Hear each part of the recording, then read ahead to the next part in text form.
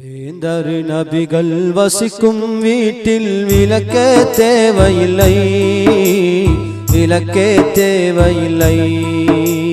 வேந்தரு நபிகள் வசிக்கும் வீட்டில் விளக்கே தேவையில்லை, விளக்கே தேவையில்லை.